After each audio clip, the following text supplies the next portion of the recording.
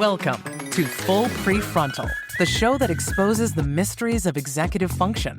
This podcast is a collection of conversations about the role of the prefrontal cortex, which impacts your focus, planning, problem-solving, emotional balance, and independence.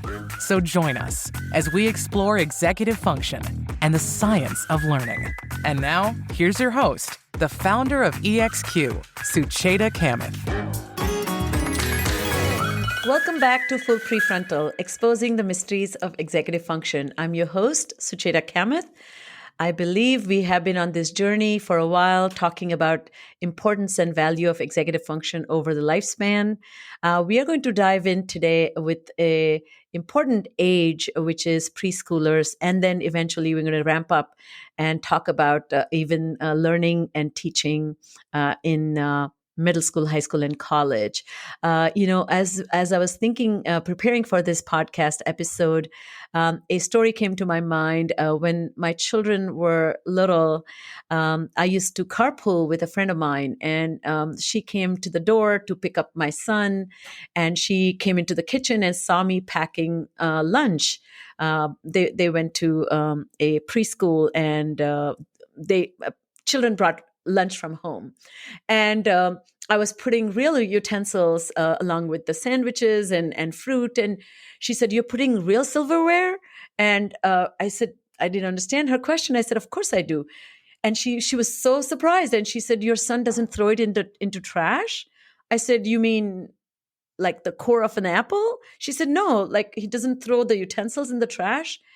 And I said, "No, I've told him not to." And so she was so surprised because she showed me that she was packing a brown bag with everything disposable, because her son would, as soon as the lunch would be over, he would take his whole bag and throw it into trash. So each day, so this happened for several days. So mom kept replacing the bag and the plastic spoon. Started with a steel spoon to plastic, then eventually throwable.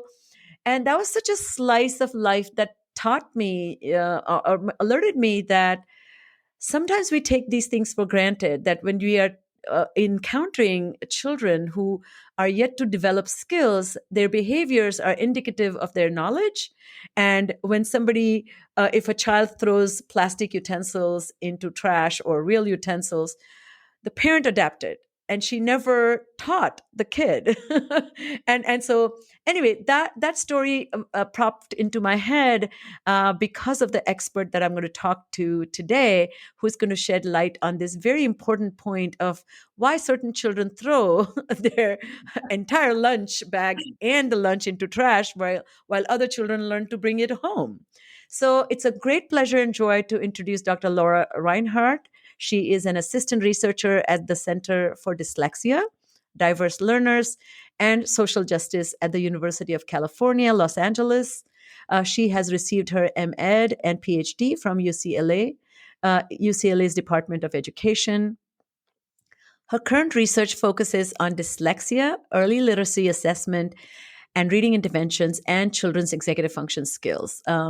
She has articles that have been published in peer-reviewed publications, including the Reading League Journal and the Journal of Emotional and Behavioral Disorders. And she is a former teacher, and she brings her wisdom from that perspective as well as a researcher. So it's such a joy and pleasure to have you on the podcast. Welcome to the podcast. Welcome. Well, thank you for having me. I really appreciate it. And thank you for that story about the children with the lunches. I think that's such a good example of executive functioning skills and early executive functioning skills. And perhaps parents and even teachers don't think of it in that way. They think, well, maybe this is too difficult for the child to, remember or to inhibit, throwing the whole, the silverware away. But I think that there are ways. I mean, these skills are very malleable. That's one thing that we learn. And just to go back a little bit, thinking about executive functioning skills, when I went to write this paper on, describing, measuring, and improving children's executive functioning skills in preschool, what became really challenging was just defining executive functioning skills. Many people have, even researchers, different ways to, capture these skills that are so important, and then underlie a lot of the skills that children also are learning in school, like math and reading and just pro-social behaviors. But the way it's typically broken down is it's working memory, which is kind of remembering information that's given to you, and also being able to adapt it. So I think in the lunchbox scenario, that would be like, oh yeah, my mom said don't throw that away, or maybe the teacher would have A told third time, don't throw it away. And then there's inhibition. So inhibition means you have this initial desire to do something, but you inhibit it. And in the lunch scenario, that would be the child's thinking, oh, I'm done, I see other children throwing things away, but to inhibit that response, to say, nope, I'm going to bring this home, this is going to go somewhere else. And then the set shifting, like being cognitively flexible. And I think that also could be being flexible where your friend that did allow the child to throw the whole thing away, but later she might have given the child silverware and said, no, you need to bring this home. So being able to be cognitively flexible is also critical, and I think that's a really important skill. So all of those skills are really being developed in preschool. As you mentioned, this prefrontal cortex, this is a critical time for it. And so all these skills are coming online, and children are improving them every year. When you measure children on these skills at 3 and 4 and 5, they continue to get better. But we can provide settings and opportunities for them to help them get better at even faster rates and have more experience, so that they have opportunities to practice these skills. I think I really like you taking the time to define executive function, because I think, literature talks about more than 30 definitions of it, and it can get often confusing. But I think that these 3 important features of working memory, inhibition, and mental flexibility sounds really great. And before we proceed, I was wondering if we could pause and talk a little bit about your own executive function skills as a child or as a young adult professional. And when do you think you became aware of yourself as a learner and a thinker? And when did you come about strategizing for learning? Oh, great question. Well, I think that I didn't think so much about executive functioning skills, and that wasn't part of my background. And in teacher training, they simply don't talk about it, or at least the teacher training I did. But I think once I got into the classroom and all the demands of working with children and families, and in a kind of chaotic school system, I started to look for strategies so that I could improve. And so I think that, so if I think about the 3 main executive functioning skills, probably my working memory is just about average. And I think that, my inhibition is pretty good, but probably also maybe around average. But I think something that I might be a little better in, that really helped me with grad school, is the cognitive flexibility. I think I went into graduate school because I was working with high school students that really struggled with reading.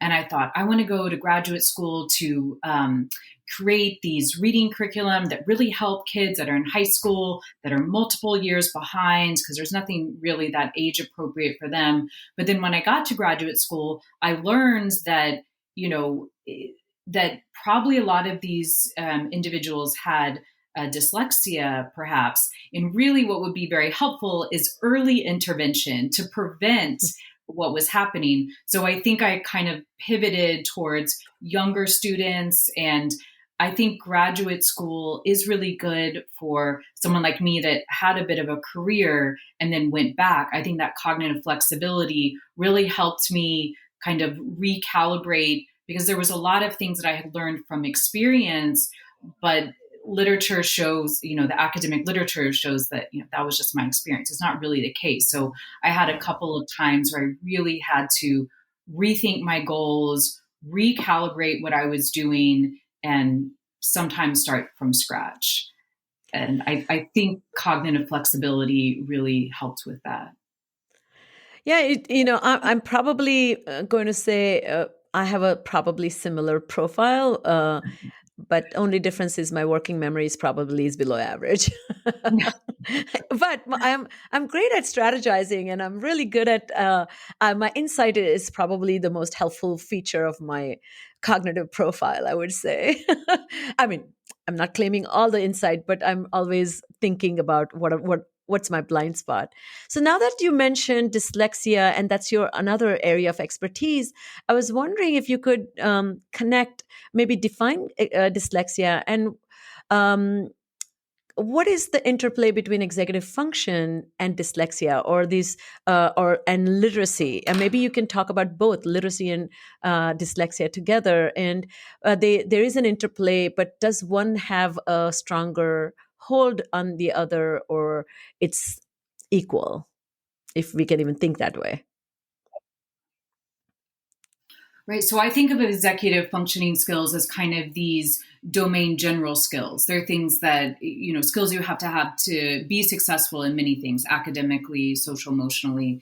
And so underlying the reading ability are, if you look at children or, adolescents or adults that are doing well academically, they do really well in reading.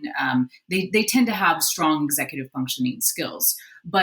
And when they look at very young preschool children and you follow them longitudinally, you see the ones with the best executive functioning skills tend to be the ones that go on to have, high scores in literacy assessments. But I do think that there is room for compensating, so that children that may not have very strong executive functioning skills, that's where the teaching really matters. So, children come into the classroom in kindergarten, they may know their letters and sounds. And if they have really strong executive functioning skills, they'll be able to pick up reading pretty quickly. Because, if you think about cognitive flexibility, something like the T, you think it makes the t sound, and then you learn the TH and you think, oh, no, it's, you have to be very flexible with, these symbols can mean multiple things. I mean, as a speech language pathologist, how confusing that can be. And so children with that cognitive flexibility, they'll be able to map the different sounds, especially the vowels. Sometimes the A says A, sometimes it says ah, sometimes it says something totally different. That skill really helps with reading. Working memory is always really important, paying attention to the teacher when, and being able to remember what was taught. And then also, inhibition, just the skill to sit down and really focus on reading. So these executive functioning skills tend to lead to better outcomes in literacy.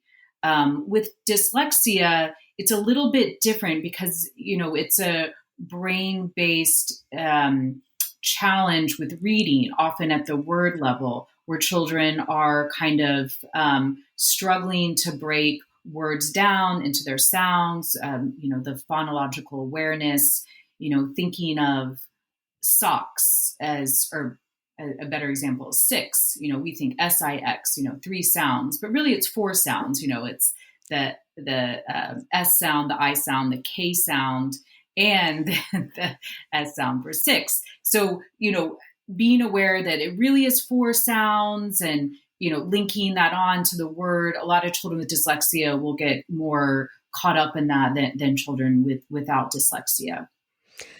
So the relationship between executive functioning skills and dyslexia is less clear, but as with a lot of other things, high executive functioning skills, even for an individual with dyslexia, will lead to better academic, including literacy outcomes. And that makes sense. And, as we think about these early years when children enter preschool and the learning environment is so rich and there are lots of opportunities, and those with strong executive function actually are able to engage with those learning opportunities, and that requires executive function.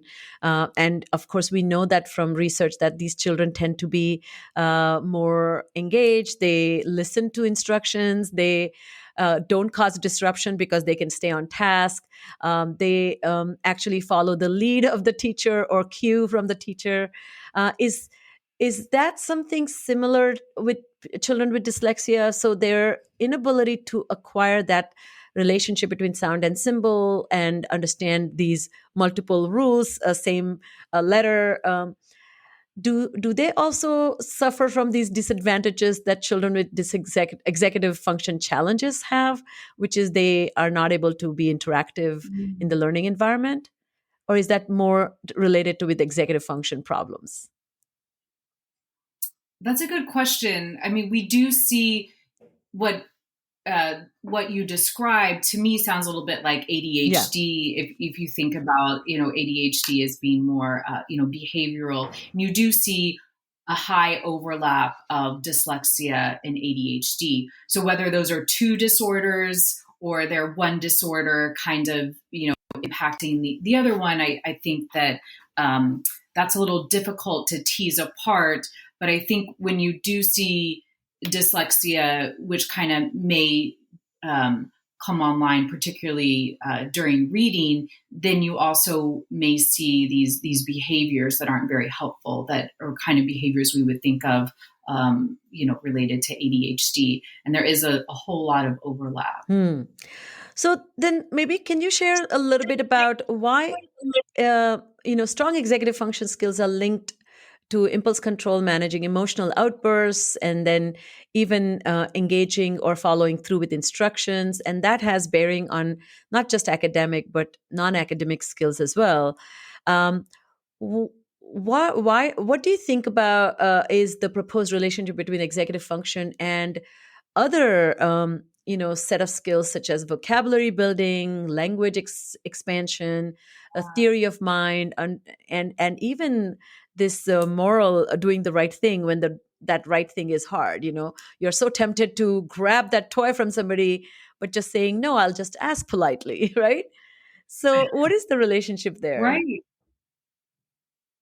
Well, I think the things you described have a lot to do with inhibition. So, and executive functioning skills, there's this, some people call it cold and then hot executive functioning skills. And cold are the more cognitive, can I read you a list of numbers and can you give it back to me backwards? It doesn't tap into emotion. But then there are, inhibition tests for executive functioning that are more hot, where there's this gift wrap test where the researcher will, wrap a gift and they see if the children, they look at the gift or they peek when they're told not to I love peek. that study. Or there's the famous marshmallow test.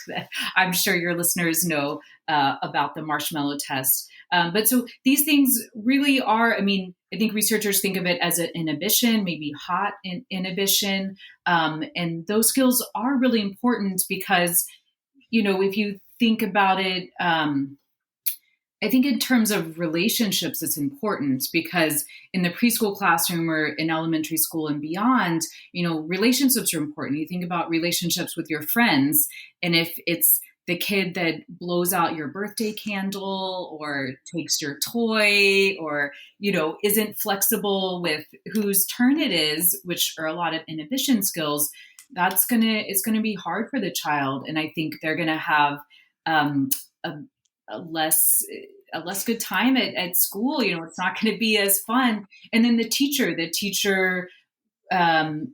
this will prompt the teacher to, remind the student, reprimand the student, it's circle time now, or crisscross applesauce, not bouncing up and down. And so I think that both of these things can really lead to, more or less academic success. At the same time, I've been in classrooms lately in more, maybe you want to call them progressive schools in Los Angeles, where I am, where they really are saying, what if we do have a bouncy ball for the child to sit on during circle time? That's okay. Or, they think about sitting in your canoe for the children in the circle, and they get to like rock it back and forth a little bit, and then they have some time to be a little more still. So I think helping children with inhibition is really important.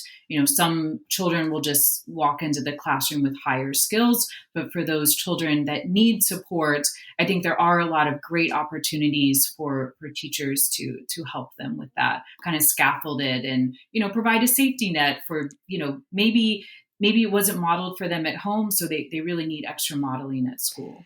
Yeah, and I think to your point, I just love at the start that you had mentioned, these are malleable skills. So not only they're going to grow and develop because of the experience and exposure, but the real crux of the matter is they're going to grow because of training and specific support. So I love these two examples that you gave about even if inhibition is hard, then create environments where they get to practice that inhibition. So I know maybe we before we get into a little bit more details about the interventions for preschool children, I'm wondering if you can talk a little bit about how do we assess these executive function skills in preschool children. And, when I started my career close to 25, 30 years ago, number one, we did not call them, we were doing higher order language skills we were talking about. We did not call executive function, and cognition was separate from language, or, people had. And secondly, I think there was also static versus dynamic aspects of testing executive function, right? If you give clear instructions, that compensates for requiring mental flexibility to shift and think about different alternatives. So I'm just curious, now that so much research is out there that talks about specific ways of testing, even like a flanker test. And so I'm wondering if you could maybe share a few tests, ways that children in preschool can be tested. And secondly, what are your thoughts about the gap that exists between as you mentioned, you were a teacher. I'm a speech and language pathologist, but none of my training involved training in executive function. So even because I specialized in brain injury, my assessment, the tool sets come from very different parts of these silos that we operate in. So how do we expect teachers to assess these skills when they may not even have had any training in that? So that's a second question, but maybe first we can talk a little bit about assessment. What does it entail? Sure. So I think, there are these very old clinical cognitive assessments that you might need some more training to give a child, like a flanker task, or something like a day-night task where, the child sees a picture of a moon, they need to say day, and they see a sun, they need to say night. So, something getting at the inhibition, and the working memory with the rule and the cognitive flexibility. So those things, can be done. But I think that the better task to do, and kind of, the more interesting and maybe more useful for what children are actually doing in the classroom, is something like the head, toes, knees, that. Yes. shoulder task. If you're familiar with that. So children, you say, touch your head, touch your toes, touch your knees, touch your shoulders. And, they learn how to do that. And of course, it really matters for,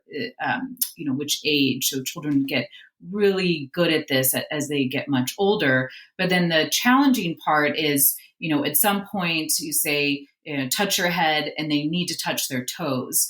And so if you think about it, that's tapping into all three executive functioning skills. So needs a working memory of to remember what the assessor says. They need the cognitive flexibility to say, even though they said head, I need to touch my toes. And they need the inhibition to actually follow through. And even though, their initial response would be to touch their head, they need to touch their toes.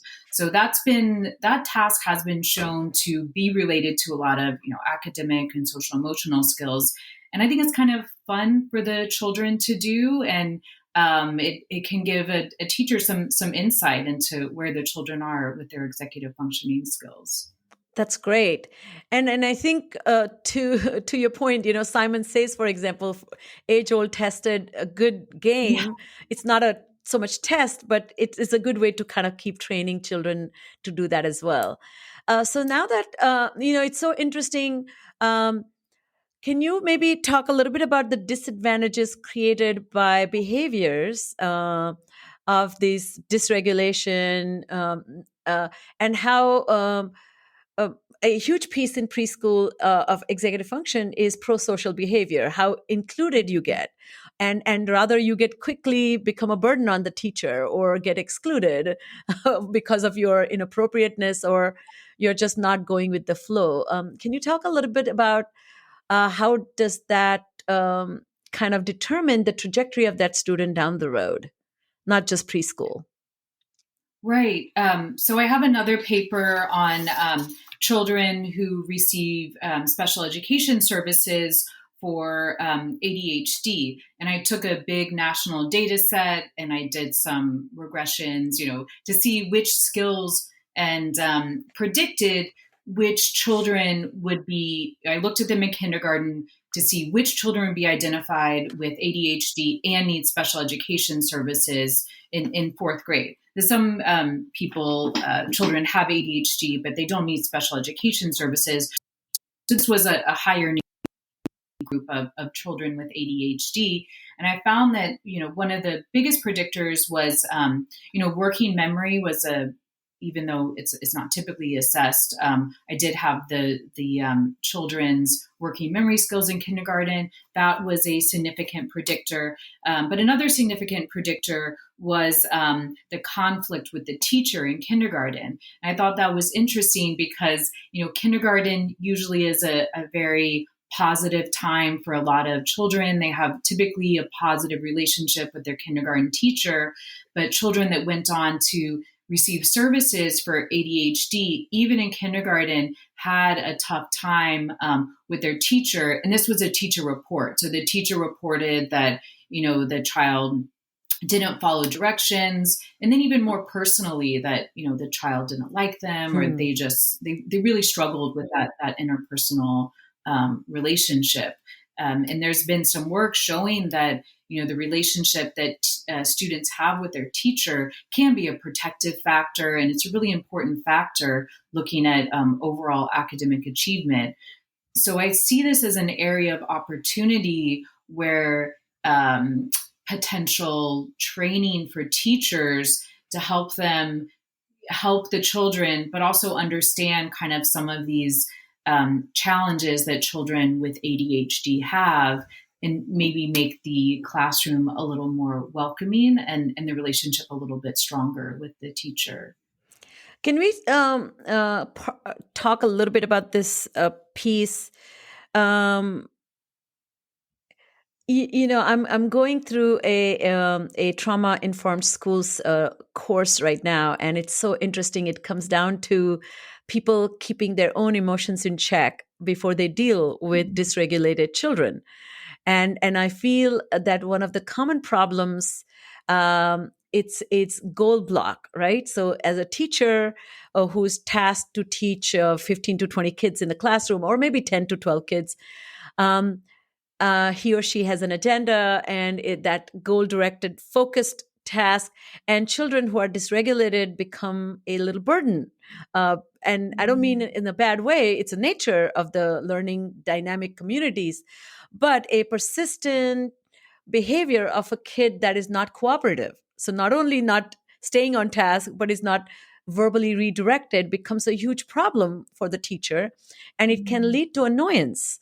And so to me, annoyed teacher is less likely to be vested in a kid who is dysregulated, but that teacher's investment is so meaningful to that child's progress. So as you're saying, these are protective factors. How do we address this very tricky balance when the teacher needs to have some sort of acumen to tolerate the shenanigans of this dysregulated child? Am I getting this right? Yeah, I think that's a really good point.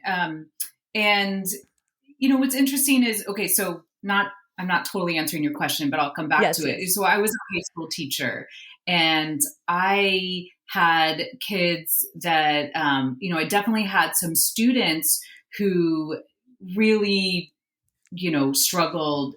I was working in a low resource part of Los Angeles. So now I know that those kids had a ton of trauma. And I think that, that was one of the driving factors of some of these behaviors that were really frustrating to me. I had some kid eat my lunch one day. I mean, think about how frustrating that is. He's like, yeah, I ate your lunch. I was really upset. But so it's hard to deal with these students. But I will tell you, I think about that child a lot. Now he's a young man, but I never forgot him, and I'll never forget him. He really made an impact on me. I think a lot about, I wonder what he's doing. What could I have done better? So I wonder if, they really crave attention, and the strategies that they use work, because I remember that child really well. For younger children, I wonder if, this is a hypothesis I have, but if allowing, and I know how challenging this can be in a school, but allowing the teacher to get to know the child a little bit about the family would help me with that student. The one that ate my lunch and was challenging for me was meeting his mother, learning a lot about her background, what was going on. Her job was really intense. There was a lot of moving around. There was a lot of things going on with the family. For me, that helped me understand the child a little bit more. And I wonder if having the opportunity to know, who are this child's, more about their friends, more about their family, more about what makes them frustrated, because they're in your classroom for, maybe 5-6 hours a day, but the majority of their life they're at home. What is that home environment like? And, the behaviors that they've developed to, manage their home life might not be very helpful for the school setting. But for me, understanding that really helped a bit. That's such an important point, that I think ultimately the relationship is a two-way channel, and that requires time. And if the only relationship you have with a student is through their dysregulation, that is not a relationship.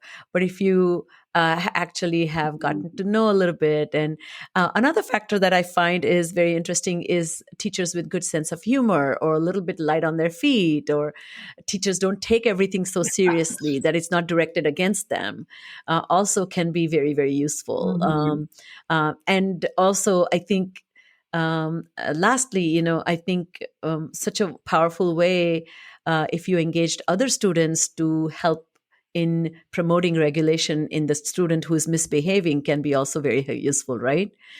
So Absolutely. as you, yeah, because these children, I was thinking that even though they may not be well liked by their peers, I do think they really want that. A lot of them really do crave that. So I think, getting peers on board is is another great strategy. So now that we kind of have really a good way to understand the challenge of being a preschooler, believe it or not, who would think being a preschooler will be so hard?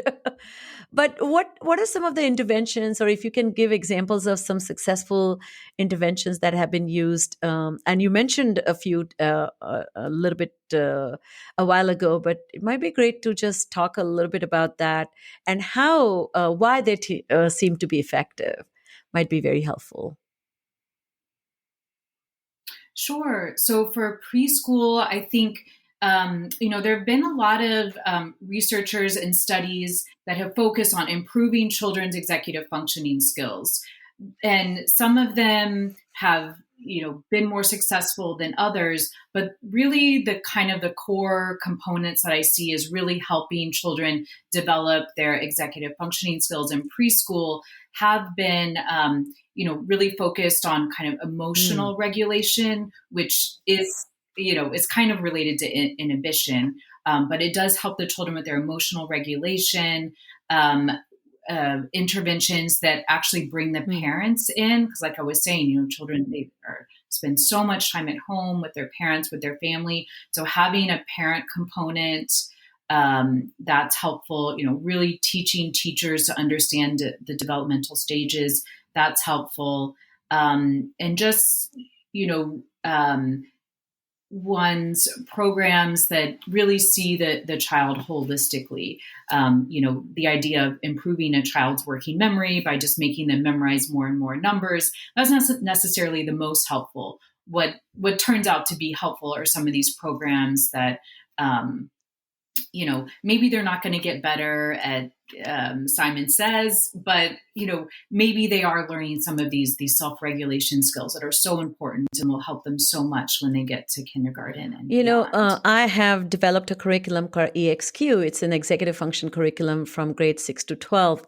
And in one of the districts, we deployed it in a semi-urban district in state of Georgia. And it was very interesting. I was talking to the superintendent, and they have lots of children who are receiving free and reduced lunches, and these infractions of dysregulated behaviors were notable quite often. And so they made a policy change that instead of sending the child home, they made parents come and take a class. So the child never missed the opportunity for learning, but the consequence was also that there was more education offered. And they saw great results by shifting that type of strategy at a policy level. So I just feel that, there's some innovative ways that we can think about as a community, because I think what I don't like to see is the concrete ways people think that you're either in or you're out. You are behaving well or you're misbehaving. Because trauma also makes children appear as if they're misbehaving, but they could be stress behaving. And so I think having this kind of discernment can actually allow the roots to take place. As you said, that emotional regulation could be because there's just chaos in the background that we may not be privy to. And to your earlier point, just getting to know the parent, as you said, if somebody's eating my lunch, maybe I need to have a talk. Should I bring two lunches? Right. Exactly. I think, getting to know the background, seeing how, I am not, to use a psychological term, like differentiated from the child, or, I'm being triggered by the student, like being really aware of your own mental health, your own background, and whatever you bring into the classroom is huge. So I think for teachers, this is really important. When I was a teacher, I did a Vipassana course, a 10-day silent meditation retreat. When I was a teacher, I was able to do it over the holiday break, and that really Can you share a little bit about the Vipassana? Some of our listeners may not have heard the practice. I'm very familiar with it, but it'll be great to. Oh, okay. I actually did it in Georgia, Yes. down in Jessup. I think the center is still there. And so Vipassana, I think the traditional one taught by Goenka is you need to do a 10-day silent meditation retreat. That's where you start. And it sounds really overwhelming. And I would say that for me, it was really challenging initially, but you spend a lot of time, many, many hours just sitting and breathing and focusing on your breath and always going back to your breath whenever I guess I become dysregulated. There's a thought that comes up that's uncomfortable for me. Focus on your breath, and it makes it a little bit easier to kind of process these unhelpful thoughts or something that's in your life that's out of your control. And I found that meditation, when I went back, it really helped me with my students. I was a little less triggered when they brought something that dysregulated behavior. And I know there are some programs that kind of bring mindfulness meditation to teachers. I don't know how effective those are, but I would think that it could be very helpful, and not to put everything on the teachers, because I think it's a whole system. You have to have supported administration. You have to have, well-funded, well-resourced schools. It's not, all about meditating all these terrible things away. But I think it is one strategy that helps in the moment. When you're standing up in front of a class and someone says something that's really terrible, go to your breath and, and then come back. And I found that really useful. And I think it would be nice if more teachers had that opportunity. As I myself have almost 13 to 14 years of meditation practice, and literally practice, not expertise. I, however, had never done practice of silence. And I like to tell this funny story that my grandfather, who was a teacher, who would observe a noble silence on Mondays, and he would come to school and teach in silence. And so his students kind of adapted and just worked with that, because that was his noble silence. So it's just funny. But anyway, so I myself started during the pandemic. I'm about to finish my mindfulness meditation teacher training program. And so I started so Congratulations. Thank you. So now I observe 1 day of silence a month, but I did 7 days, and then I've done 10 days now. So I'm building my muscle. But you're right. I think what you just said about this mindfulness practice, it's mostly for self to recognize that I am not my thoughts. I think that has been the biggest and strongest discovery for myself. And I also find that this kind of practiceful ways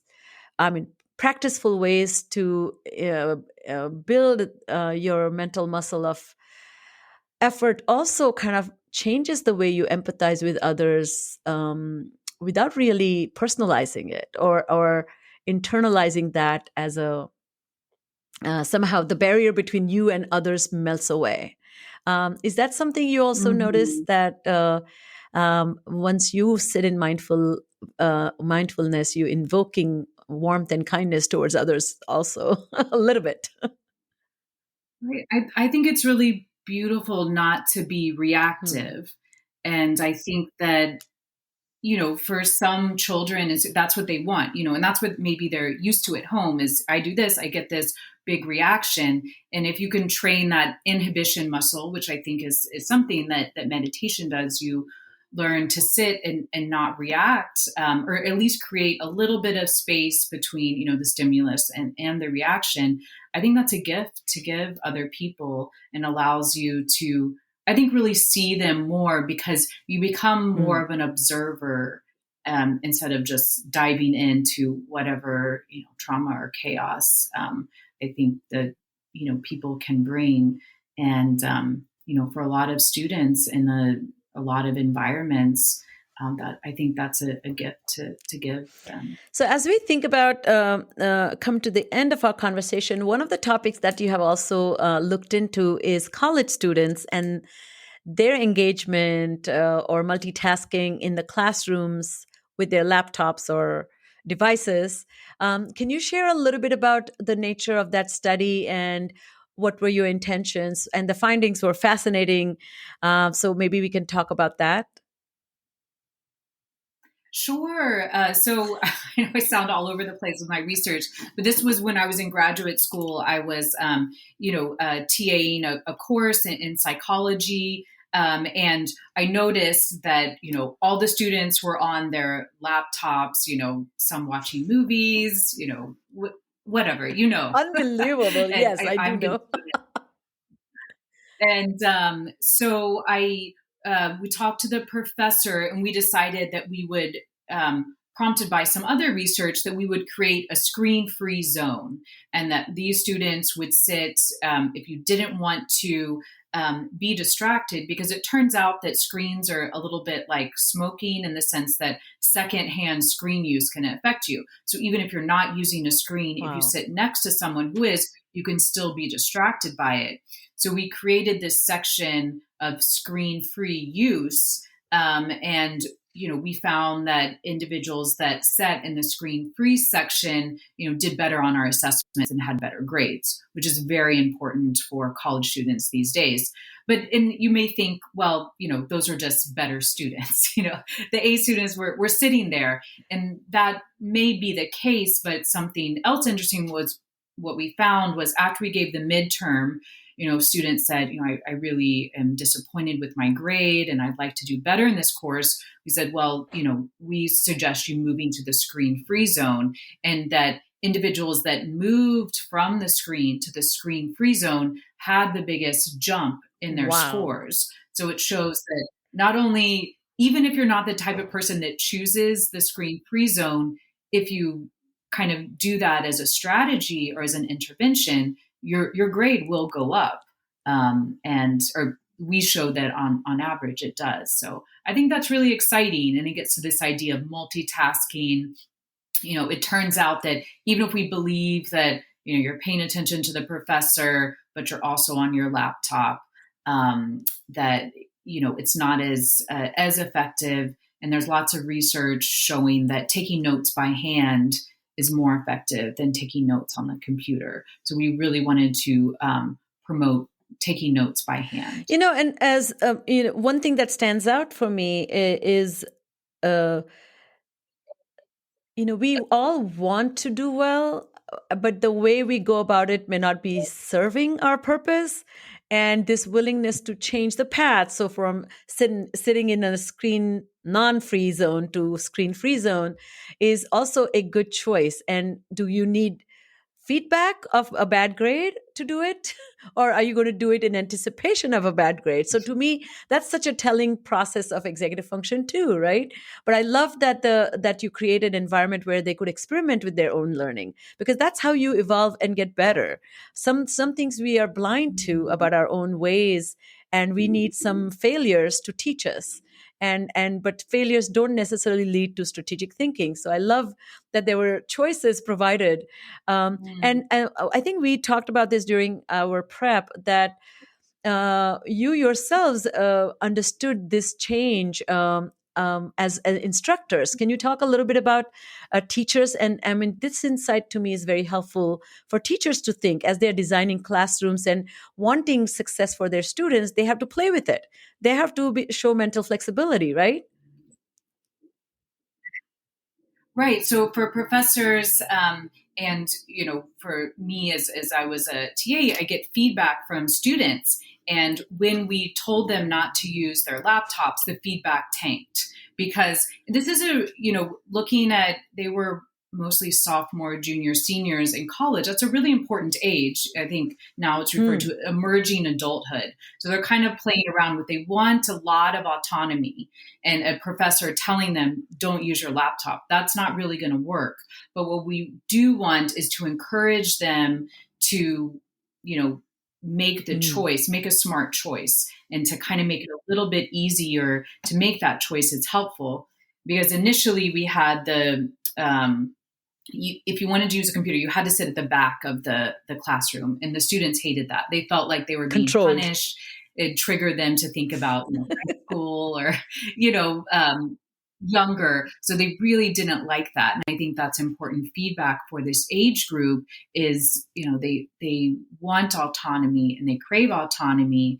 And I think it's important to have it, but also seeing that the teacher ratings dropped just with that one change, it also shows that maybe take the ratings with a little bit of a grain of salt because, I think that's really important information.